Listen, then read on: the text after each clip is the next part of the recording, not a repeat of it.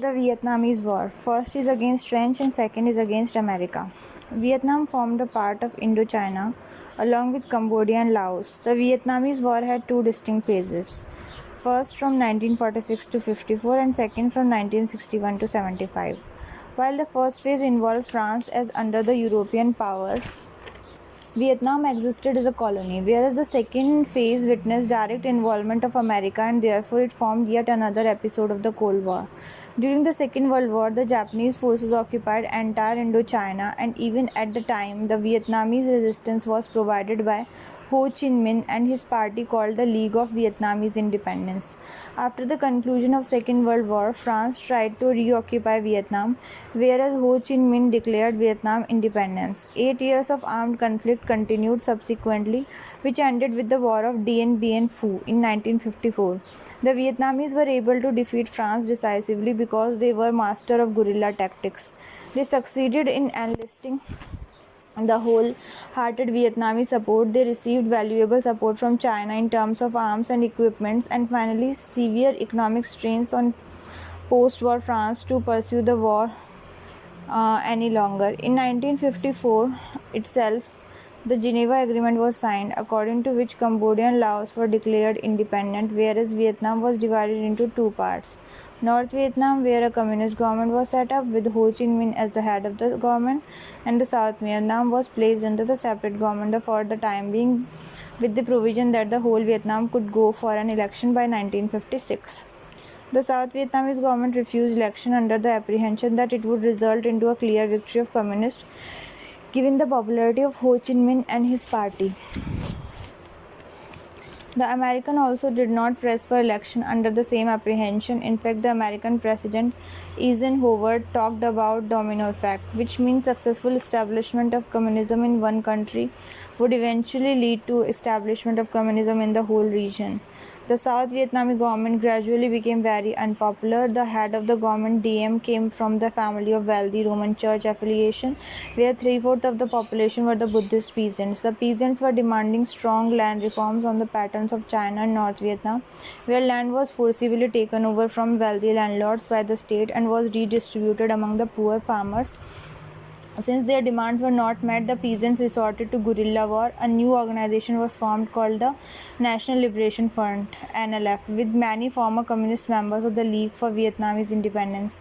The Buddhist peasants took recourse to some very radical forms of protest, for example, burning them alive in full public view. America as well as Diem reduced the general grievance of the Vietnamese people as a mere communist propaganda. An army coup was organized in 1963, which resulted into assassination of Diem, and after that, South Vietnam was ruled by the succession of generals, but the ground realities remained unchanged, and the guerrilla war continued. The successive American presidents from Eisenhower to Kennedy, Johnson, and Nixon believed this trouble in South Vietnam an outcome of communist instigated trouble and were committed to go beyond the economic and military support to the local government, rather to wage a direct war against the Vietnamese.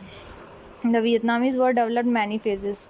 The first phase was under the President Kennedy, 1961 to 63, where the American involvement in South Vietnam was limited to restrain guerrillas and was named as the Safe Village Policy, which emphasized on moving the common people into fortified villages in order to segregate guerrillas to take military action against them. Therefore, only 16,000 American troopers operated in this phase. However, the policy failed because the guerrillas committed offense and easily intermingled with the common Vietnamese, and given the popular common support, it was very difficult for American troopers to distinguish between these two categories of the people. Guerrillas were known as Viet Cong.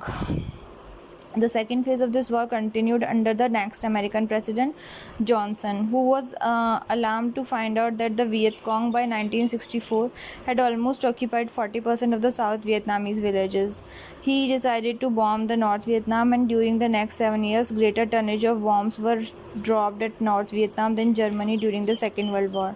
He sent over 500,000 of American troopers to South Vietnam, but all failed, and by 1968, the Viet Cong began controlling more than 80% of the South Vietnam villages.